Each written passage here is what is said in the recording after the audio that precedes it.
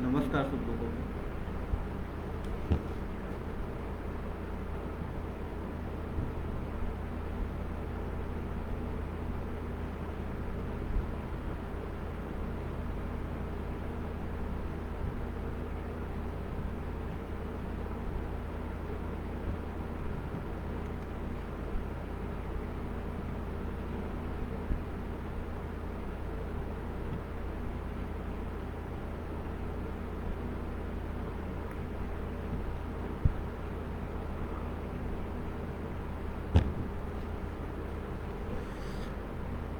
नमस्कार सब लोगों को।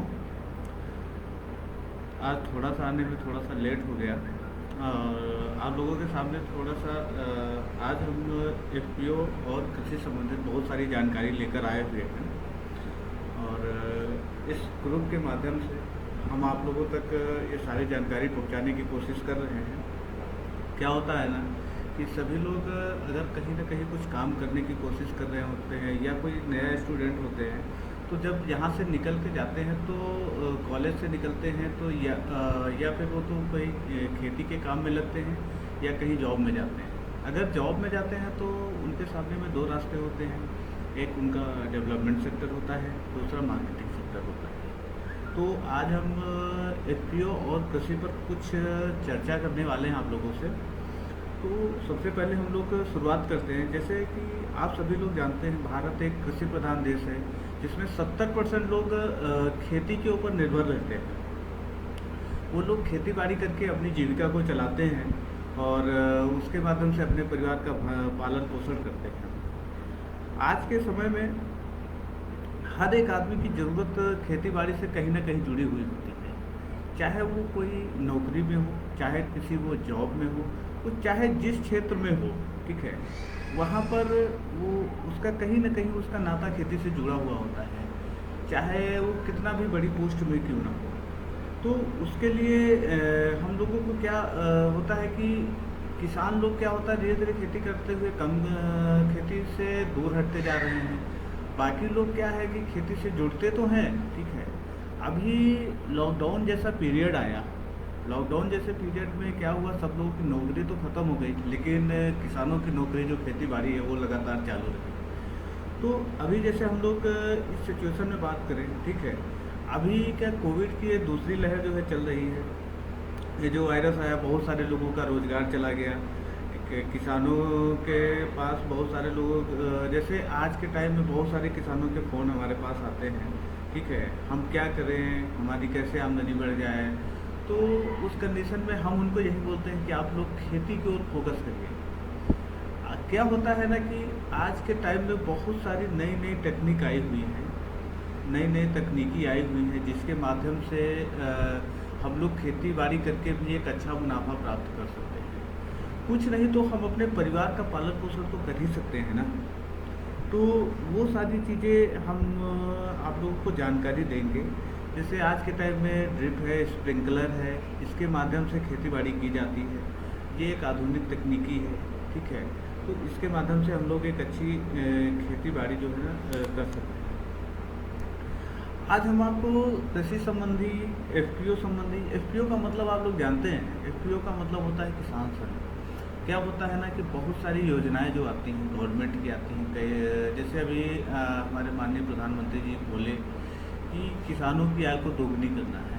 तो किसानों की आय दोगुनी कैसे हो सकती है? हर एक किसान के पास आदमी पहुंच कर जाएगा, बोलेगा, तो क्या होगा कि किसान की आय दोगुनी नहीं हो सकती है उस कंडीशन में। क्या हर एक आदमी या किसान तक नहीं पहुंच सकता है? तो उसके लिए यहाँ पर किसान संघ को टारगेट किया गया है। जैसे अभी आपको केंद्र सरकार ने करीब 10,000 एफपीओ नए किसान संघ बनाने के लिए बोला है, जिसके माध्यम से क्या 10,000 जो किसान संघ है ना, उसके माध्यम से आप मान के चलिए कि कम से कम 25 से 30 लाख किसान इसके माध्यम से जुड़ेंगे हम लोगों के साथ। और हम लोग उनको ये सारी जानकारी हम उन तक प्रदान करेंगे, उनसे बातचीत होगी और वो लोग जो है ना एक अच्छे लेवल में पहुंच जाएंगे। तो हम यहाँ पर आपसे जो है ना कृषि संबंधी और एफपीओ पर जो है ना चर्चा करने वाले हैं। इससे पहले आप लोगों को जैसे एफपीओ के विषय में जानना, उससे पहले आप लोगों को कृषि के विषय में जानना होगा कृषि क्या होता है, ठीक है, खेतीबाड़ी कैसे की जाती है, खेतीबाड़ी करने के क्या उद्देश्य होते हैं, वो सारी चीज़ें जब तक आप नहीं जानोगे तब तक आप एफपीओ के स्ट्रक्चर को समझ नहीं सकते हैं। क्योंकि एफपीओ की जो पहली सीढ़ी होती है वो कृषि होती है, ठीक।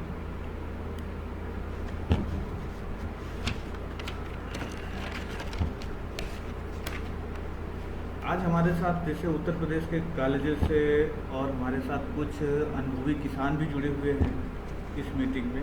उसके माध्यम से हम लोग यहाँ पर कुछ ना कुछ एक्टिविटी करने की कोशिश कर रहे हैं, इसके माध्यम से आप तक पहुँचने की कोशिश कर रहे हैं। तो अगर हम लोग किसी काम को कर रहे हैं, खेती बाड़ी कर रहे हैं, तो उसको हम कैसे करेंगे, वो सारे स्ट्रक्चर को हम यहाँ पर समझाने की कोशिश करते हैं। जैसे कृषि होता है, ठीक है, कृषि के दो भाग होते हैं कि केवल खेती बाड़ी ही कृषि नहीं होता है। कृषि के साथ साथ क्या होता है ना, कृषि के साथ साथ पशुपालन करना, उसके साथ साथ और है बी कीपिंग है, या सब्जी भाजी है, आप धान की उपज कर रहे हैं, वो सारा जो है ना हमारा खेती बाड़ी में आता है। अगर हम एक सिस्टम को खेती बाड़ी को लेके चलते हैं, खेती बाड़ी में क्या होता है, दो चीज़ें निकल के आती हैं, एक हमारा इनपुट होता है और एक आउटपुट होता है। एक क्या होता है, हम खेती में खर्च करते हैं, दूसरा क्या है, खेती से हम लोग निकालते हैं। वैसे ही एक पशुपालन में भी होता है, एक तरफ क्या होता है कि हम लोग खर्च करते हैं, उसके पीछे में हम लोग कुछ ना कुछ खर्च करके उसको क्या है, खिलाना है। जैसे हम मान के चलिए हमने गौ पालन किया है, गाय का पालन कर रहे हैं, उसको हमको खिलाना है, उसको दाना देना है और उसके लिए हमको पानी की व्यवस्था करनी है। तो ये सब हमारा जो है ना खर्च में आता है। अब उससे जो आउटपुट जो निकलता है, जैसे हमने गौ पालन किया है तो उससे जो दूध निकल के आएगा, दूध को हम मार्केट में बेचेंगे, वो हमारा आउटपुट हुआ। उसी तरीके से फसल में क्या होता है कि जो हमारा प्रोडक्शन आता है वो हमारा आउटपुट होता है, और जो हम उसमें लगाते हैं जैसे बीज है, खाद है, लेबर है, ये सब जो हम लगाते हैं ये हमारा खर्च होता है, उसको हम लोग इनपुट बोलते हैं, और जो उसमें से निकल के आता है उसको हम लोग आउटपुट बोलते हैं। अब इसका सिस्टम क्या होता है, अगर एक छोटा किसान है वो क्या करता है, लोकल मार्केट में जाता है, वहाँ से क्या करता है कि खाद बीज दवाई जो भी खरीदना होता है दुकान से खरीदता है।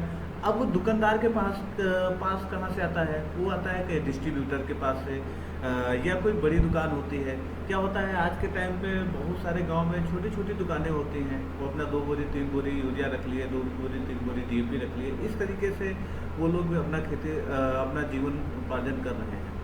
तो उस माध्यम में क्या होता है कि हमारी खाद और दवाई कुछ ना कुछ महंगी हो जाती है। अब डिस्ट्रीब्यूटर के पास कहाँ से आता है, कंपनी से आता है।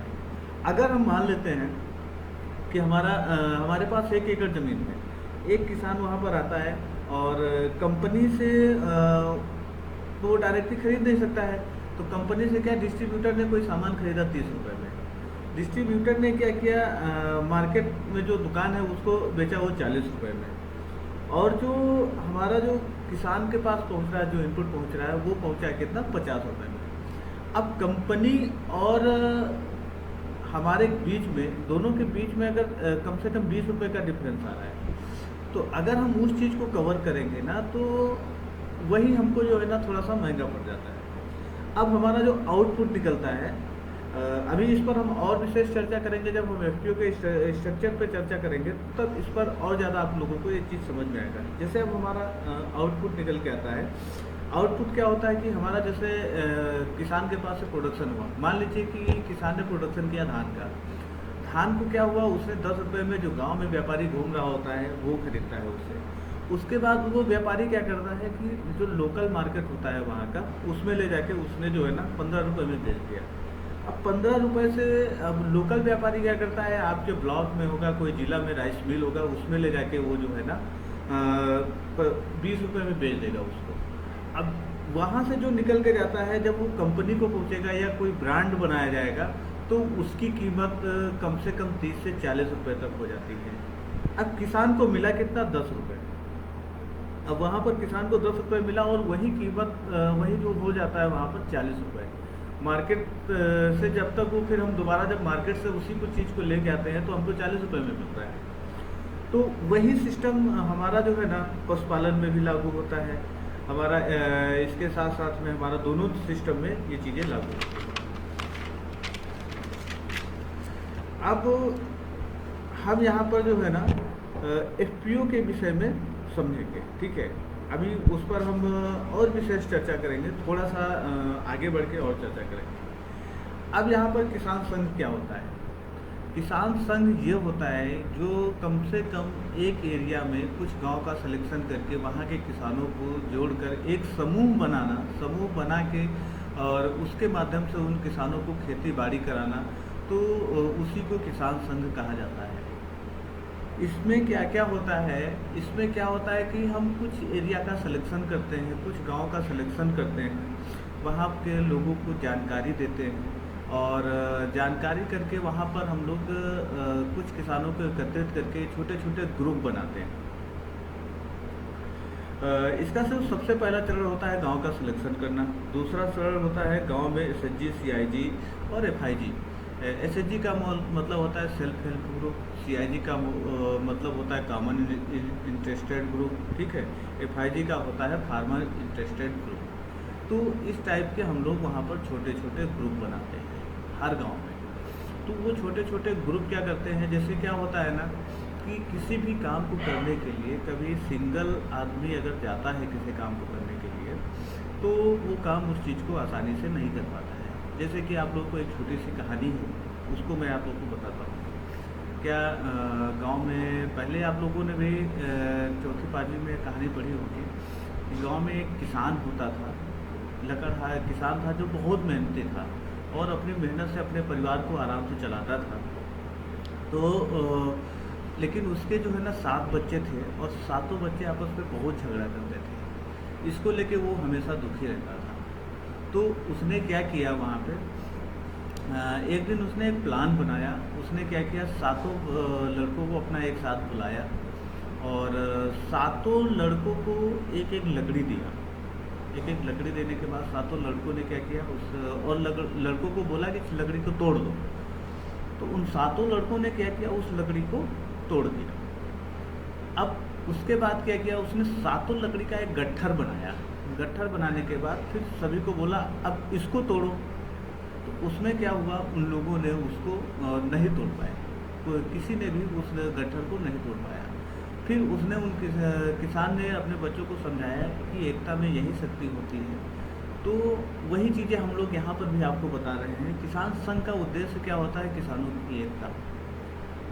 क्या होता है कि मान के चलिए कि हमारे पास 10 किसान हैं, ठीक है, और हमारे गांव में 10 किसान हैं। 10 किसान के पास एक एक एकड़ की ज़मीन है सबके पास, तो हमारे पास 10 एकड़ ज़मीन है। अब वहाँ पर वही दूसरा एक किसान और बड़ा किसान है जिसके पास 10 एकड़ की ज़मीन है। तो क्या होता है कि जिसके पास 10 एकड़ की ज़मीन है वो तो अपना जाके कहीं से भी दूर से या डिस्ट्रीब्यूटर से डायरेक्टली वो सामान अपना खरीद के ला सकता है। लेकिन जिसके पास, जैसे हमारे पास 10 किसान है, 10 किसान एक एक एकड़ की ज़मीन है, तो 10 किसान तो नहीं जाएंगे खरीदने के लिए। तो वो क्या करेंगे, जो लोकल मार्केट होगा वहीं से सामान को परचेस करेंगे, वहीं से सामान को खरीदेंगे। तो क्या होगा, उनको सामान कहीं ना कहीं महंगा पड़ेगा। तो उस कंडीशन में हम वहाँ पर क्या करते हैं, किसानों के छोटे छोटे ग्रुप बनाते हैं। ग्रुप मीन्स है, आप उसको चाहे आप एसएचजी समझ सकते हो, चाहे आप उनको सीआईजी समझ सकते हो, चाहे उनको आप एफआईजी समझ सकते हो। वहाँ पर हर जगह पर अलग अलग सिस्टम होता है। आप किसी भी सिस्टम से वहाँ पर ग्रुप को बना सकते हो। तो वहाँ जो एक ग्रुप बन जाएंगे, फिर उन ग्रुपों को आपस में मिला के उसमें से कुछ लोग जैसे अध्यक्ष, कोषाध्यक्ष, इस टाइप के लोगों को लेके एक हम लोग उस एरिया में 5 से 7 ग्रुप का एक क्लस्टर बनता है। जो आपको एफपीओ बनाने का जो स्ट्रक्चर है वो यही होता है कि सबसे पहले आपको गांव का सिलेक्शन करना है, सेकंड आपको एसएचजी बनाने हैं या एफआईजी बनाने हैं या आप सीआईजी बनाने हैं, तीसरा का आता है आपको सभी एसएचजी, सीआईजी और एफआईजी को जोड़ के आप वहाँ पर एक ग्रुप को एक क्लस्टर आपको बनाना है। तो जैसे मान लीजिए आपने 7 गांव चुने, 7 गांव में आपका टोटल मिला के 70 एसएचजी बन गए। हर एक गांव में आपने 10-10 एसएचजी बनाए। एक एसएचजी ग्रुप में आपने 12 से 13 आदमी को रखे। तो उसके बाद आप 7 गाँव को मिला के आपने 70 एसएचजी तो बना दिए। अब 70 एसएचजी के लोग तो आपकी मीटिंग में नहीं आएंगे ना। तो उसमें करना क्या है ना, 70 एसएचजी में अगर आप 10 एक एसएचजी में लोगों को लेके चलते हैं तो आपके पास टोटल 700 लोग हो गए। अब 700 लोगों को आपको करना क्या है कि 700 लोगों को तो आप एक साथ में नहीं बैठा सकते हैं।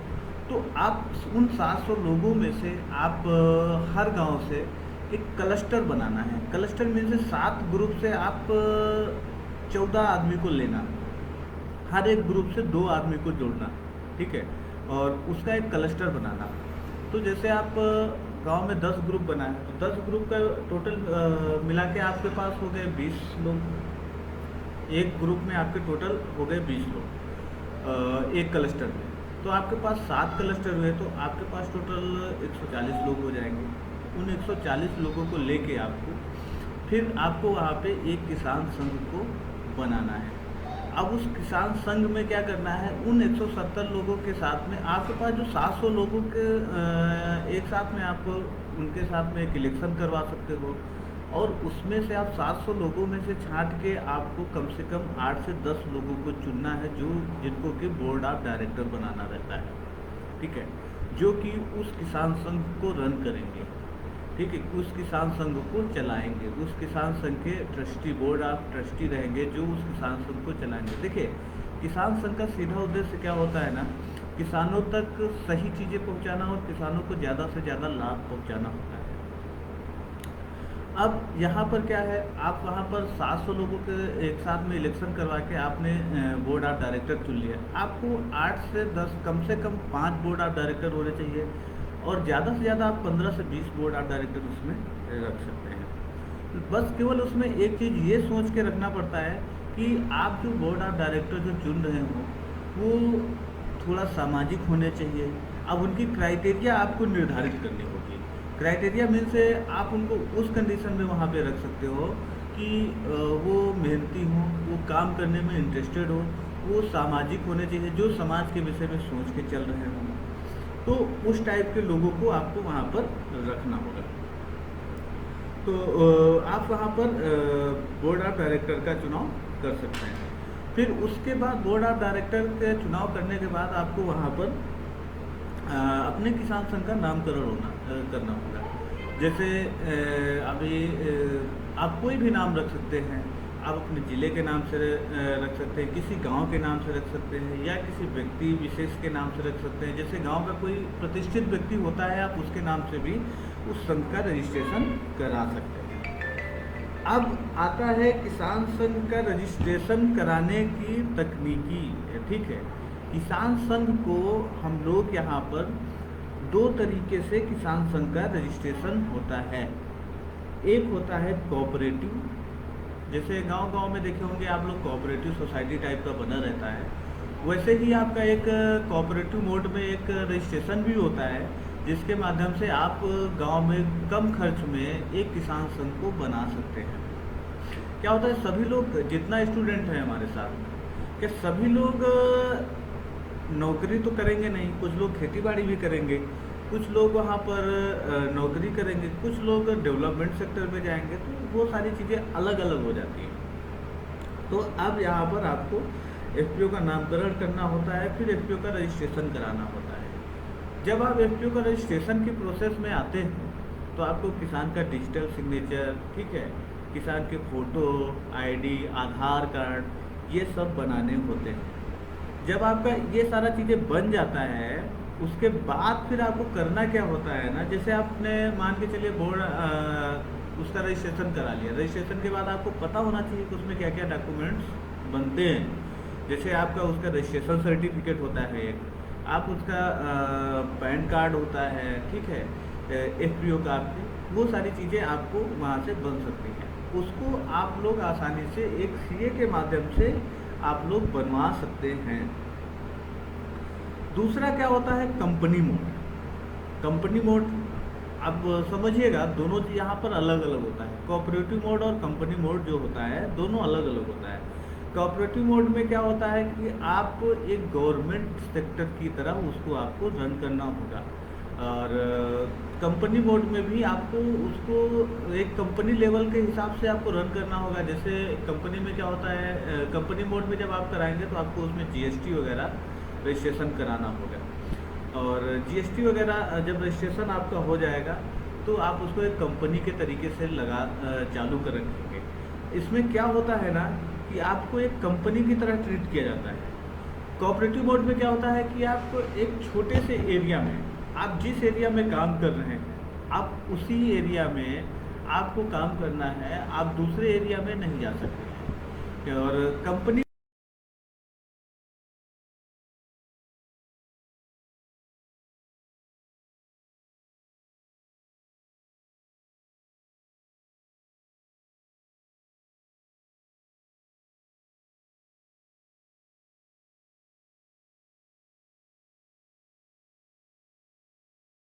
पंचायत लेवल में काम करना है। अगर आप एक सिंगल पंचायत में काम करना चाहते हैं तो आपको करना क्या है ना कि आपको सिर्फ उसी पंचायत के लोगों को ही बोर्ड ऑफ डायरेक्टर चुनना होगा। अगर आप जो है ना एक बड़े एरिया में काम करना चाहते हैं, आप एक ब्लॉक लेवल में काम करना चाहते हैं, आपको उस पूरे ब्लॉक के लोगों, ब्लॉक में एक ब्लॉक में जैसे मान के चलिए 8 पंचायत हैं, 10 पंचायत हैं, तो उस सभी पंचायत से लगभग एक एक आदमी को आपको बोर्ड ऑफ डायरेक्टर वहाँ पर बनाना चाहिए। अगर यदि आप उसको जिला लेवल में चलाना चाहते हैं तो आपको जितने ब्लॉक है ना, हर ब्लॉक से कम एक एक आदमी आपके पास होना चाहिए बोर्ड ऑफ डायरेक्टर में। तो वो एक सिस्टम होता है, आप लोग उसी माध्यम से वहाँ पर आप उसका रजिस्ट्रेशन करा सकते हैं। लेकिन कंपनी बोर्ड में ऐसा कोई नियम कानून नहीं होता है। आप उसमें जैसे कंपनी, आप एक कंपनी बन जाते हैं तो आप जैसे कोई आप बड़ी कंपनी ले लो, ठीक है, और चाहे आप एक छोटी कंपनी ले लो, आप लेवल दोनों लोगों का बराबर होता है, ठीक है। अब आप उसका टर्न फाइल करना होगा। लेकिन कोऑपरेटिव मोड में ये प्रॉब्लम आपकी नहीं रहती है। कोऑपरेटिव मोड में जीएसटी का कोई प्रॉब्लम नहीं रहता है क्योंकि उसमें जीएसटी रजिस्ट्रेशन नहीं होता है। लेकिन कंपनी मोड में आपको जीएसटी रजिस्ट्रेशन वगैरह ये सारी चीज़ें जो है ना करानी पड़ती हैं। अब आज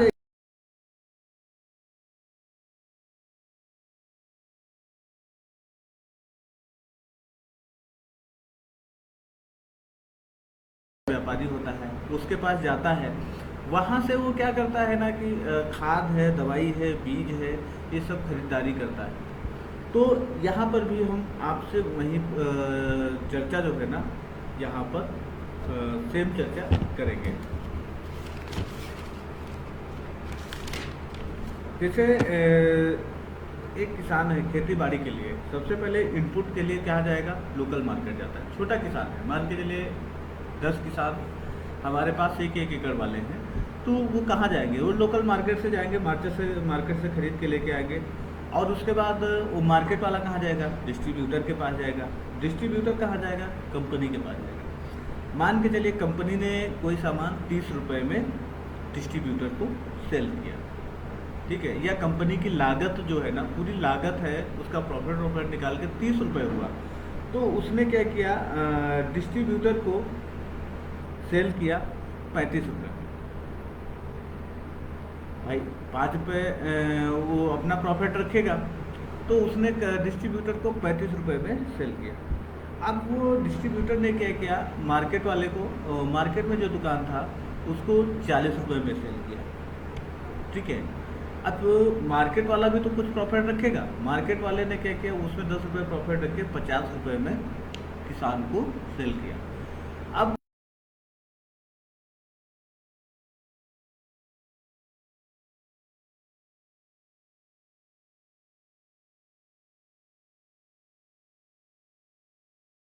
किसान को कितना पड़ गया, 50 रुपये, यानी 30 और कम से कम 20 रुपये का जो अंतर आया ना, ठीक है, ये बहुत बड़ा अंतर होता है। अगर इसको आप देखोगे तो 1 एकड़ का कम से कम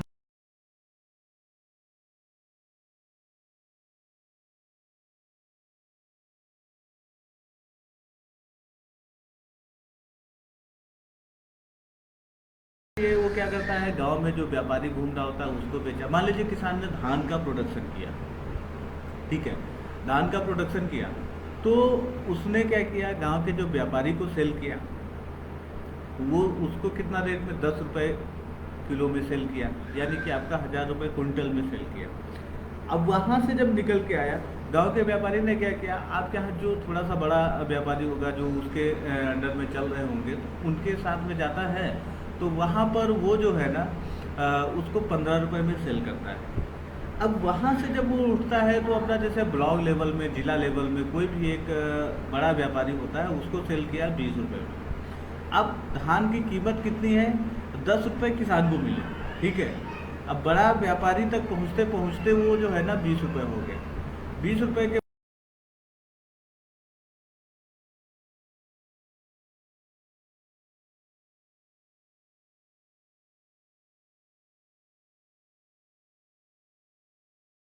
और मान के चलिए किसान अगर 10 रुपये में बेचता है और व्यापारी तक पहुँचते 20 रुपये पड़ा, तो मार्केट तक 40 रुपये हो गया, ठीक है। 40 रुपये में क्या उसका किसान को तो नुकसान हो गया, वहाँ पे किसान को तो 10 ही रुपये मिल रहा है ना वहाँ पे। तो उस कंडीशन में करना क्या है कि अगर हम यहाँ पर एक एफपीओ का रजिस्ट्रेशन कराते हैं, तो एफपीओ क्या क्या करेगा। मान लीजिए एक एफपीओ के पास 100 किसान है। 100 किसान का मतलब अगर 1 एकड़ किसान के पास, हर एक किसान के पास 1 एकड़ ज़मीन हुआ तो 100 एकड़ हुआ। 100 एकड़ का अगर ऑर्डर आता है एक किसान संघ के पास में, तो वो क्या करता है, एक कंपनी के पास जाएगा, ठीक है। कंपनी के पास परचेस करेगा, सीधे सामान को कंपनी के पास परचेस करेगा। परचेस करेगा तो उसको कितना पड़ेगा, 35 रुपये। 30 रुपये कंपनी ने तैयार करने में लगाया और 5 रुपये प्रॉफिट लिया किलो के पीछे में, ठीक है। 35 रुपये पड़ा। अब 35 रुपये के बाद उसने क्या किया, किसान को दे दिया। अब किसान ने क्या किया, एफपीओ को दे दिया, सॉरी। तो एफपीओ ने क्या किया, वहाँ पे किसान को 40 रुपये में वही सामान दे दिया।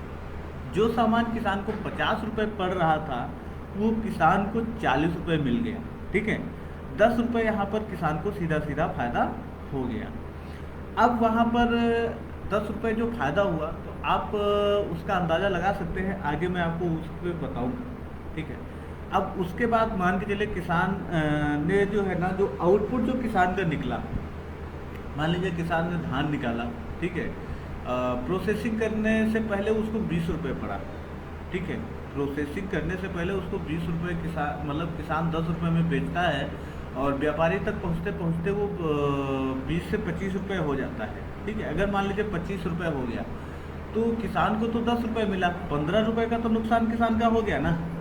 तो उस कंडीशन में करना क्या है कि किसान को 15 रुपये जो हो जा रहा है, 15 रुपये का जो नुकसान हो रहा है, उसको हम 10 रुपये कवर कर लेते हैं। मान लीजिए किसान को हमने 18 रुपये दे दिए, ठीक है। अभी जैसे एमएसपी रेट जो 18 रुपये चल रहा है, हमने किसान को 18 रुपये दे दिया। अब उसके बाद क्या हुआ, डायरेक्टली उस सामान को निकाल के हमने एफपीओ के माध्यम से एक प्रोसेसिंग करवा लिया, हमने चावल बना लिया, ठीक है। चावल बना के हमने क्या किया, मार्केट में सेल किया।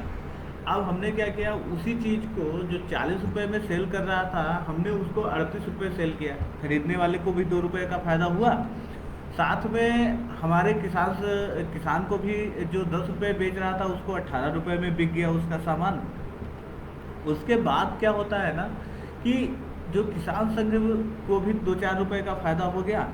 लास्ट में साल भर में जैसे किसान संघ ने मान के चलिए 3 लाख रुपए का प्रॉफिट किया और उसको चलाने में खर्च आया 1 लाख रुपए, तो 2 लाख रुपए तो और किसान संघ को भी बचाना। तो वो जो 2 लाख बचाना, उसको फिर 1 लाख रुपए चलाने के लिए रख लेगा किसान संघ, और 1 लाख को क्या करेगा, बोनस के तौर पे किसानों के बीच में आपस में बांट देता है, ठीक है। अब हम आपको जो है ना वही चीज़ बता रहे हैं, जैसे हमारे पास 100 किसान वाला जो खेती किए, ठीक है। अगर वो सिंगल खेती करते हैं, ठीक है, तो उसमें लगभग अगर हम 1 एकड़ के पीछे में अगर 3000 का खर्च मानते हैं, ठीक है, तो 100 एकड़ के लिए हमारा 3 लाख रुपए खर्च हो जाता है, ठीक है। अगर वहीं पर जो है ना 3 लाख रुपए खर्च आ रहा है किसान का और सिंगल खेती कर रहा है, अगर हम उसी चीज़ को ला के जो है ना और उसका जो प्रोडक्शन आ रहा है 1 एकड़ में लगभग 10 क्विंटल, क्या होता है, सिंगल किसान कभी एक दूसरे से बात नहीं करते हैं, किसान संघ बनाने का एक यहीं पर ये बड़ा फायदा होता है कि उसके माध्यम से वो लोग आपस में चर्चा करते हैं। ठीक है, आप किसान संघ बनाएंगे तो उसका भी बनाने का तरीका भी मैं आपको बताऊंगा कि उसमें लोग कौन सी पोस्ट पे कहाँ पर कौन लोग कैसे लोग रहते हैं, वो सारी चीज़ें भी मैं आपको बताऊंगा। किसान संघ की अभी फंक्शन कैसे करना वो भी मैं आपको आगे में बताऊंगा। तो जैसे मान के चलिए कि किसान संघ ने सिंगल किसान जैसे खेती करता है। आप लोग इमेज करिए, आप गांव में आप रहते हैं, गांव में आप लोगों के बीच में देखिए किसी के खेत में कोई बीमारी होती है, क्या होता है किसी की खेत में भी अगर कोई बीमारी आती है ना, लोगों को अगर अपने खेत को सुरक्षित करना है ना, तो सबसे पहले उनको करना क्या है ना कि अपने पड़ोसी के खेत को बचाना होता है। क्या होता है ना कि किसी के भी खेत में जो बीमारी आती है ना, उसके खेत की नहीं होती है, वो क्या होता है कि उसके जो पड़ोसी खेत होते हैं ना, उनसे बीमारी आती है। तो उनसे यहाँ पर जो है ना बीमारी आती है। तो उसको करना क्या होता है, सबसे पहले आप उनके जो पड़ोसी के जो खेत होते हैं ना, आपको सबसे पहले उनको सुरक्षित करना होता है। अगर आप मान के चलिए किसी के खेत में जैसे धान का खेत लगा हुआ है, ठीक है, और उस पड़ोसी के खेत में गंधी बग कीड़ा आ गया, तो आप क्या करोगे? तो आप तुरंत जो है ना उस पड़ोसी के खेत को आप बताओ जाके कि भाई आपके खेत में कीड़ा आ गया है, आप उसकी दवाई का स्प्रे करो। अगर वो दवाई का स्प्रे करता है तो कीड़ा वहीं पर ख़त्म हो जाएगा। ठीक है, मान लीजिए किसी खेत में झुलसा रोग आ जाता है, तो आप उसको जैसे ही बताओगे तो अपने खेत में दवाई का स्प्रे करेगा, तो वहीं पर वो ख़त्म हो जाएगा। उससे क्या होगा ना कि आप लोगों को आपके खेत में बीमारी आने से पहले ही वहीं पर ख़त्म हो जाती है। ठीक है, तो उस चीज़ को रोकने के लिए आपको करना क्या होगा कि आपको अपने पड़ोसी के खेत को देखना होगा।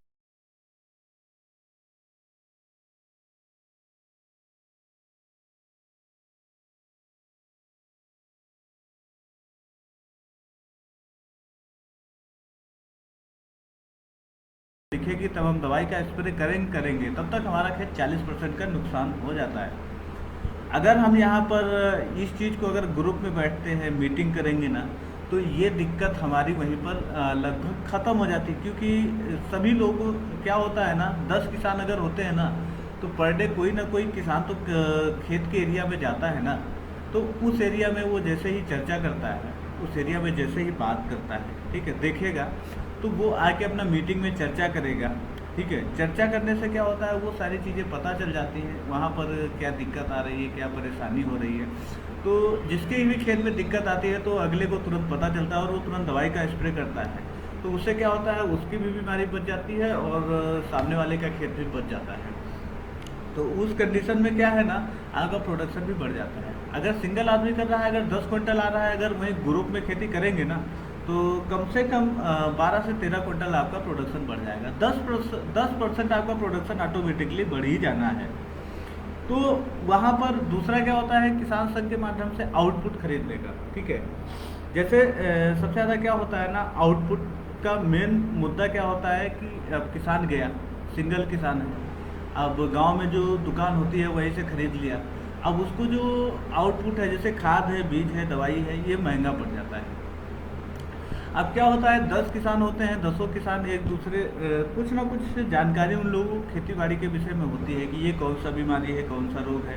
अगर सब लोग आपस में एक दूसरे के खेत में या एक साथ में बैठ के जब चर्चा करते हैं ना, तो उसमें बहुत सारी बीमारियां जो होती है पता चल जाती है। तो उसके माध्यम से क्या होता है ना कि दवाई का उपचार बहुत जल्दी मिल जाता है और किसान का खर्च भी वहाँ पर थोड़ा सा कम आता है। जब वही सिंगल किसान अगर खेती करता है तो उसको क्या होता है कि बीमारी के विषय में नहीं पता होता है, वो एक पौधा उखाड़ता है, दुकानदार के पास जाता है। दुकानदार के पास क्या एक्सपर्टीज है, दुकानदार तो खेती नहीं करता है ना भाई, दुकानदार तो सिर्फ वहाँ दुकान खोल के बैठा है और तो करता नहीं है। वो क्या करेगा, आपको 5 से 7 तरीके का दवाई देगा, आपका 1000 से 1500 कम से कम 2000 2500 का बिल बना देगा, आप लाओगे अपने खेत में स्प्रे मारोगे और ठीक हो जाएगा। क्योंकि उसमें कोई ना कोई एक दवाई काम कर ही जानी है ना। अब मान के चलिए अगर झुलसा आपके खेत में लगा है तो उसके लिए आपको एक ही दवाई का स्प्रे करना है, आप उसके लिए 4 दवाई क्यों स्प्रे करोगे? मेन मुद्दा यहाँ पर होता है आपका जो कॉस्ट होता है, यहीं पर आपका कॉस्ट बढ़ जाता है। अगर किसान संघ के माध्यम से ये सारी चीज़ें अगर करते हैं ना, तो आपको यही सारी चीज़ों का यहाँ पर फ़ायदा मिलता है। जैसे मान के चलिए कि 1 एकड़ के पीछे में अगर आप किसान संघ के माध्यम से कर रहे हैं तो आपका 3,000 रुपये खर्च आता है, ठीक है। और अगर आप जो है ना वही सिंगल किसान एक खेती कर रहा है तो आपका कम से कम 3,000 से 4,000 रुपये के बीच में खर्च आएगा। तो सिंगल किसान और दोनों के बीच में अंतर कितना आ रहा है? कम से कम 1,000 से 2,000 रुपये का आपका वहाँ पर बचत हो जा रहा है। तीसरा क्या होता है कि आपका प्रोडक्शन, ठीक है। प्रोडक्शन में क्या होता है कि जब ग्रुप में आप करोगे तो आपका प्रोडक्शन ऑटोमेटिकली 2 क्विंटल 2.5 क्विंटल तो बढ़ ही जाएगा। कम से कम 10% आपका प्रोडक्शन ऑटोमेटिकली बढ़ जाता है। और उस 10% को अगर आप लेके, ठीक है, अगर आप उस चीज़ को ले मैच करोगे, अगर आपको 1800 रुपये क्विंटल में भी पड़ता है ना, तो आप ऑटोमेटिकली कम से कम आप 3500 से 3600 रुपये इधर बचा लेंगे। अब वो 3500-3600 रुपये के साथ साथ में आप कम से कम 1,000 से 1,500 रुपये आप यहाँ पर उधर से सेव कर लेंगे इनपुट से। तो आपका 1 एकड़ के पीछे में कम से कम 5 से 6,000 रुपये यहाँ पर प्रॉफिट आ जाता है। तो अगर हम इस दोनों चीज़ को टोटल से अगर हम मैच करेंगे ना, ठीक है, तो कम से कम हमारा जो है ना 70% तक हम लोग आय को दोगुनी तो नहीं बोल सकते, लेकिन 1.5 गुनी तक हम लोग यहाँ पर पहुँच जाते हैं। अब हम लोग एफपीओ के माध्यम से हमारा क्या क्या चीज़ का फ़ायदा होता है, ठीक है, उस चीज़ के लिए हम आपसे चर्चा करेंगे। जैसे उपज, ठीक है, उपज अगर आप सिंगल किसान खेती करता है, अगर एफपीओ में आ जाता है, सिर्फ एफपीओ में आने से और मीटिंग करने से, चर्चा करने से उसका कम से कम 1 से 2 क्विंटल का प्रोडक्शन बढ़ जाता है। दूसरा क्या है, उसका जो रेट होता है ना, ठीक है, रेट में कटिंग होता है, कास्ट में कटिंग हो जाता है। फंक्शन कैसे होता है उस पर हम आपको थोड़ा सा जानकारी दे देते हैं। सबसे पहले क्या होता है कि हम लोग फार्मर का सिलेक्शन करते हैं, गांव का सिलेक्शन करते हैं, फिर हम लोग एसएचजी बनाते हैं। एसएचजी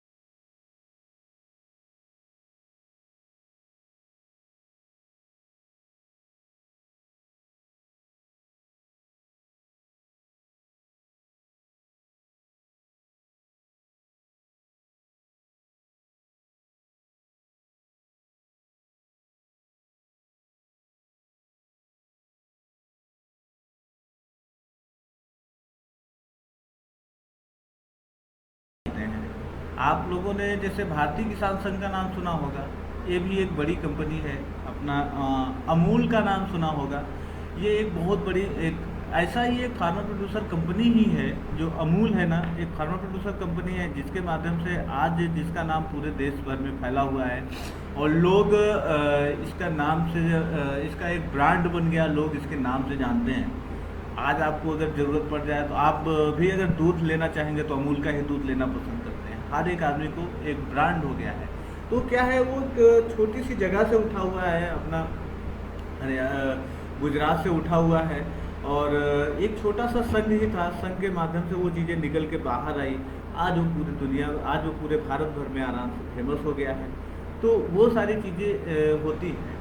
क्या एफपीओ के माध्यम से किसी भी चीज़ का ब्रांड बना सकते हैं, किसी भी चीज़ को आराम से आसानी से हम लोग आगे की ओर ले जा सकते हैं। एक यही छोटी सी जानकारी थी अपना किसान संघ के विषय में और कृषि संबंधित थोड़ी सी जानकारी थी जो आप लोगों को इस वीडियो के माध्यम से, इस लाइव इवेंट के माध्यम से आप लोगों को दिया गया है। और भी हम लोग बीच बीच में इस इवेंट के माध्यम से आप लोगों को जानकारी देते रहेंगे। अगर किसी का कोई भी क्वेश्चन होगा तो कृपया कमेंट बॉक्स में ज़रूर क्वेश्चन करें, ताकि हम लोग उस संबंधित जो भी जानकारी है हम आपको दे सकें। ठीक है, धन्यवाद। फिर और किसी भी ज़रूरत के लिए आप लोग हमसे कांटेक्ट कर सकते हैं।